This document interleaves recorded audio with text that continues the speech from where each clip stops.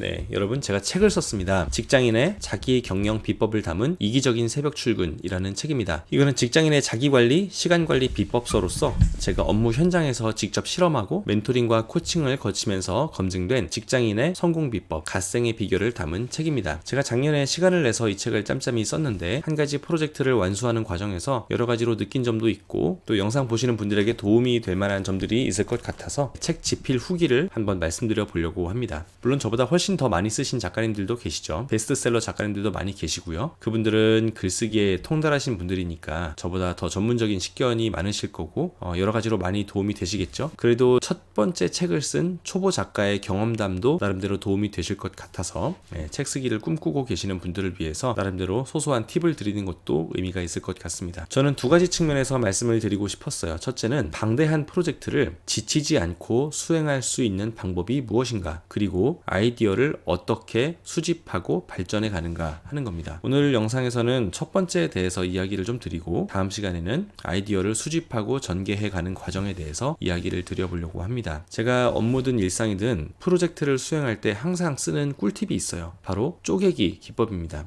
이게 시간을 잘 활용할 수 있는 비법이거든요. 그리고 일종의 예산서 역할을 합니다. 힘을 많이 쓸 곳과 적게 쓸 곳, 시간을 많이 들일 곳과 적게 들일 곳을 알게 해주거든요. 또 단위 업무 하나하나가 완성될 때마다 진척률을 볼 수가 있기 때문에 작은 단위 업무들이 완성되는 과정에서 성취감을 느낄 수도 있습니다. 큰 일을 여러 단위로 쪼개면 훨씬 집중하기 쉽습니다. 마음을 통일할 수가 있어요. 써야 될 것들이 엄청나게 많지만 오늘은 여기에만 집중한다. 다른 거 생각하지 않고 오늘은 이거 한 가지 주제에만 집중하겠다. 이렇게 생각을 하는 거죠. 가야 될 길이 너무 멀다고 지치지 말고 오늘 해야 될 것에 집중하는 자세가 저는 굉장히 중요한 것 같습니다. 저는 책을 쓸 때 크게 6개 정도 챕터로 써보겠다 이렇게 틀을 대충 짜봤어요. 그리고 나서 각각의 챕터에 대해 어떤 내용을 넣을지 또 그 챕터에 대해서만 집중적으로 생각을 해보는 거죠. 그때는 책 전체 내용이 아니라 그 특정 챕터만을 가지고 생각을 계속해서 전개하는 과정을 거쳤습니다. 제가 앞서 언급한 쪼개기의 기술 중에서 집중이 가능한 이유가 여기에 있죠.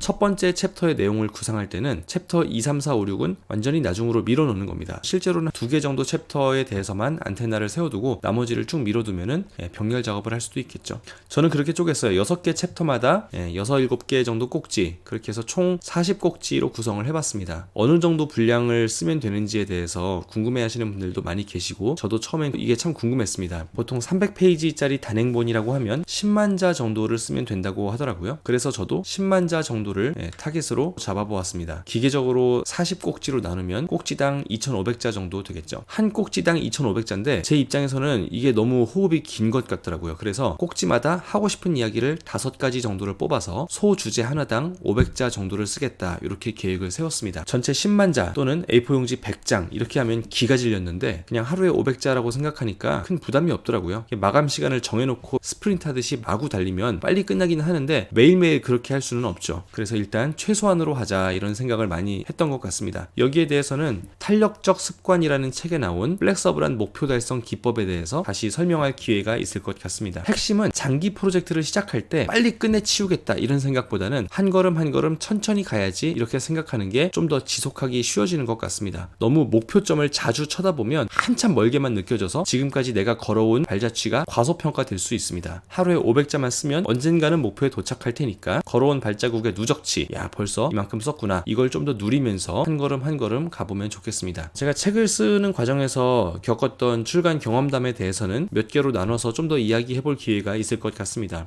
출판사를 어떻게 컨택했는지, 그 다음에 어떤 프로세스로 진행했는지 이런 것들을 그냥 드라이하게 풀어가 볼게요. 오늘 영상을 시청해주셔서 감사합니다. 도움이 되셨으면 구독과 좋아요 버튼을 눌러주시고 주위 분들에게도 공유해주시면 좋겠습니다. 저는 다음 시간에 더 재미있고 또 유익한 영상으로 찾아오도록 하겠습니다. 다음 시간에 만나요.